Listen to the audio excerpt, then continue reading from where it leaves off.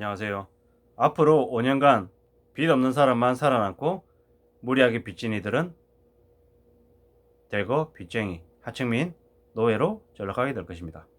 중산층 투기꾼들이 사망과 몰락으로 내몰리게 될 거라는 거죠. 정치인들, 관료들은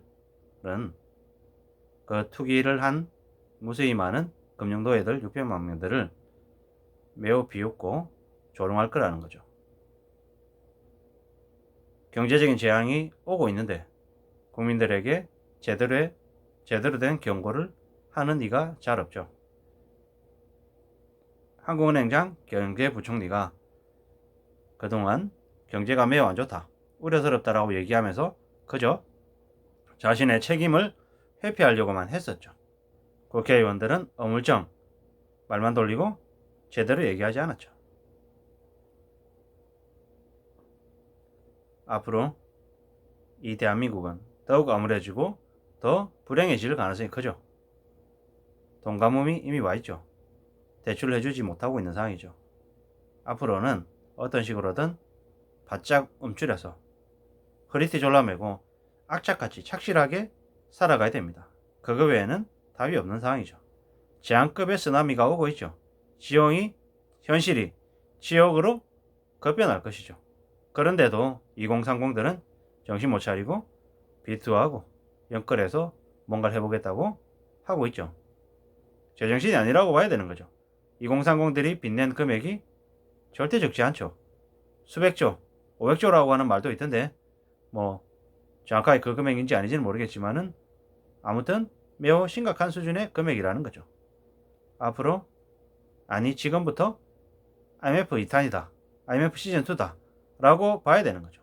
그때를 떠올리면서 대비해야 되는 거죠. 조용히 숨만 쉬고 살아야 되는 거죠. 주식, 부동산, 비트코인 이런 거에 대거 돈을 넣었던 이들은 많이 몰락하게 될 겁니다. 22, 23, 24, 25, 26 윤석열 정부 기간 동안이네요. 예. 윤석열 당선인이 앞으로 그 5년을 지옥으로 만들었다. 지옥으로 만드는데 아마 역할을 할 수도 있다 인 거고, 사실상 문재인 정부 동안에 치우지 않았던 똥, 그러니까 사고 쳤던 문제를 만들었던 그런 것들에 대한 게 떠넘겨져서 윤석열 정부 기간 동안에 터지는 것도 있고, 윤석열 정부 기간 동안에 뭐 보수적인 색깔로 민영화하고 대거 부자 감세, 서민 증세 뭐 이런 것들로 이제 해서 아마 더 가속화될 가능성이 크다라는 거죠. 지금 정부나 앞으로 닥칠 정부나 이 기간 동안 해서 대한민국의 서민들의 삶은 더욱더 힘들어지고 더 빡빡해진다라는 거죠. 근데 이게 그저 남들이 힘든 건 나한테 불황인 거고, 내가 힘들어지면 그냥 이건 지옥인 거예요. 어쩌면 빚 없이 착실하게 살았던 사람들은 그래도 삶이 좀 힘들고 좀 빡빡할 수 있지만 그걸 감내하고 견딜 수 있을 거라는 거죠. 근데 빚진 사람들은 자기 의지로 자기 희망대로 버틸 수 없다라는 거죠. 왜? 빚을 갚아야 되니까. 채권자들에게 휘둘리면서 그들이 요구한 대로 끌려가기 때문에 감당하기 어렵다라는 거죠. 고금리에 대출을 강요받고 이자를 더 부담하라고 요구받으면 그냥 그에 따라 끌려갈 수밖에 없다라는 거죠. 그게 닥친 현실이라는 거죠. 과도한 대출은 인생을 포기하게 만들죠.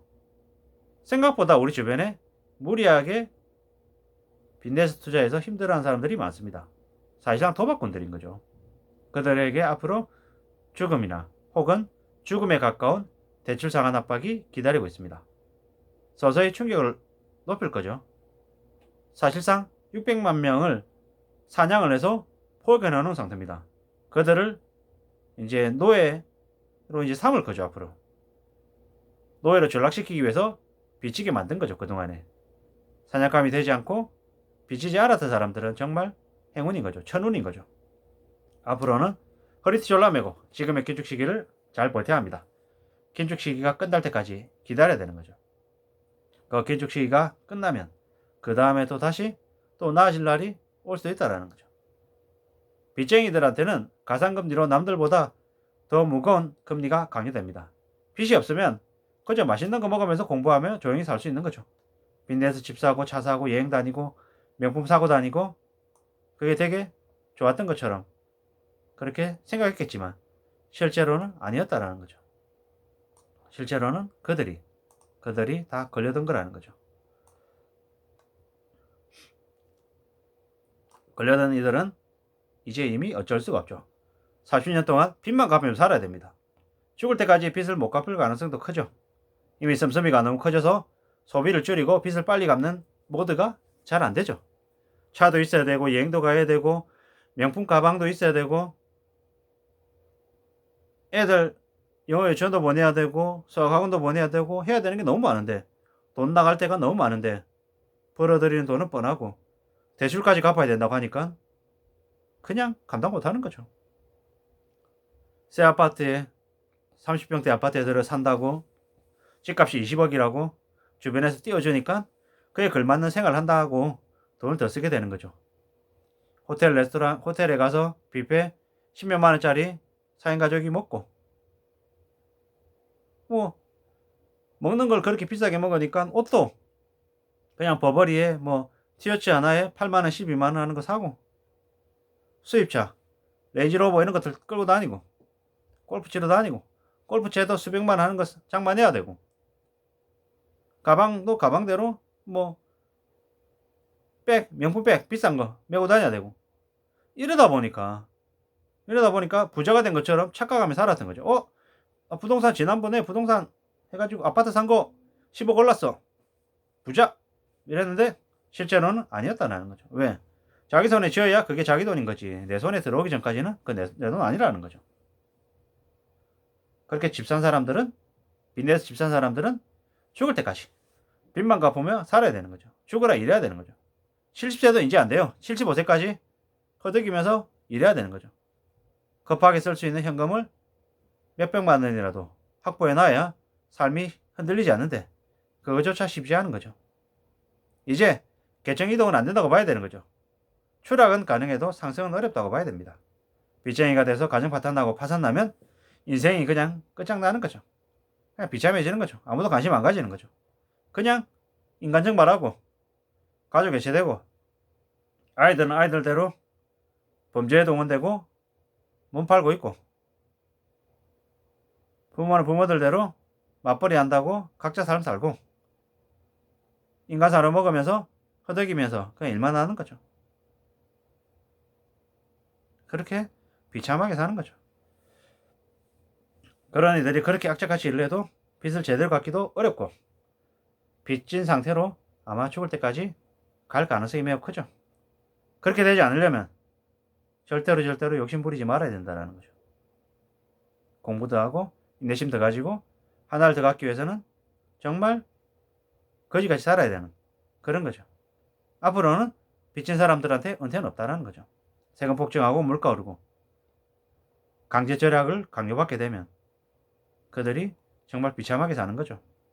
항상 지갑은 빙게 되고 조금만 정신을 놓고 소비하면 마이너스 되고 그러다 보니까 희망 품기 어려워서 비트코인이나 주식이나 이런데 빚내 가지고 비투하고 있고 세상 물정을 모르다 보니까 더 삶은 더 악화되고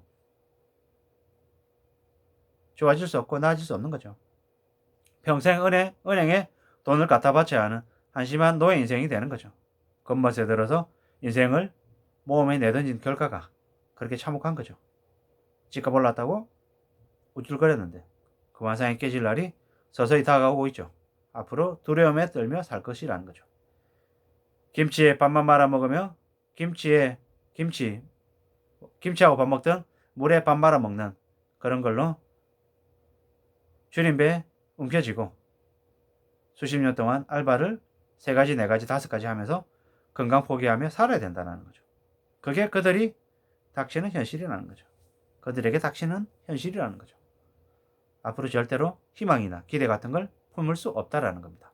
그게 빚진 이들이 감당해야 될 현실이므로 절대로 비치지 않도록 애써야겠습니다. 빚진 이들에게 앞으로 희망 따위는 없다. 이게 앞으로 닥칠 현실이다. 라고 말씀드립니다. 이상입니다.